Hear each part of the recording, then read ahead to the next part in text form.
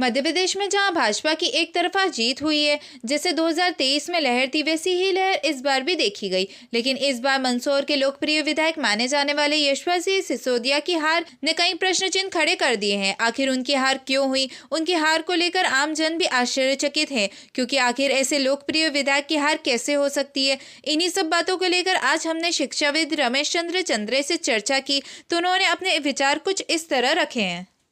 जैसे 2003 में मिला था, वैसा ही प्रचंड बहुमत इस बार फिर 2023 में मिला है। और भाजपा के विधायक मंदसौर के यशपाल सिंह सिसोदिया के हार का कारण क्या मानते हैं आप? देखिए, भारतीय जनता पार्टी को प्रचंड बहुमत तीनों प्रांतों में मिला है।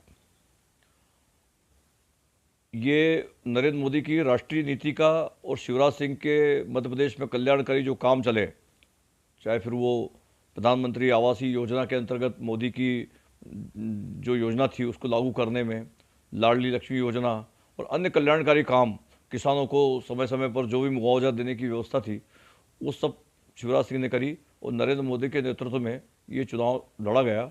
इसके कारण प्रचंड बहुमत प्राप्त हुआ। जहाँ तक मंदसौर की सीट का प्रश्न है, क्योंकि श्री यशपाल सिंह सिसोदिया बहुत कम मतों से हारे हैं, यद्यपि हार जीत का सिलसिला चल रहा था, उम्मीद पूरी थी कि वो जीत जाएंगे, लेकिन अंतिम दौर में 2-3 दौर में वो पिछड़ गए। इसका एकमात्र कारण यही है कि वे एक राजनीतिक परिवार से रहे हैं, पार्षद, नगरपालिका अध्यक्ष और फिर लगातार 3 बार विधायक रहे। चूँकि शासन से जुड़े रहे, ऐसी स्थिति में हो सकता है कि उनको जो काम बताए गए होंगे वे काम निर्धारित समय में पूरे नहीं हुए। इसके कारण भारतीय जनता पार्टी के कुछ कार्यकर्ता भी कहीं ना कहीं अंतर्मन से नाराज थे। हालांकि उनकी नाराजगी को प्रकट करने का शायद या तो मौका नहीं मिला या उनकी हिम्मत नहीं हुई, तो उन्होंने भी थोड़ा बहुत निष्क्रियता दिखाई है, उसका एक परिणाम। दूसरा, जहाँ तक मेरी जानकारी में है, मुस्लिम वोट भारतीय जनता पार्टी को बिल्कुल नहीं मिलते हैं, और मिलते भी हैं तो बहुत कम प्रतिशत उसका रहता है, 1 या 2%। लेकिन एक अल्पसंख्यक समुदाय और है जो सम्मेद शिखर और गिरनार जैसे तीर्थ को लेकर के नाराजगी व्यक्त कर रहा था। यद्यपि वहाँ झारखंड में भारतीय जनता पार्टी की सरकार नहीं है और सम्मेद शिखर जी पर पर्यटन विकास निगम के द्वारा कोई योजना बनाई गई थी, तो केंद्र की जो आंशिक स्वीकृति होती है वो 2013 के पहले की थी, जब भारतीय जनता पार्टी की सरकार थी नहीं।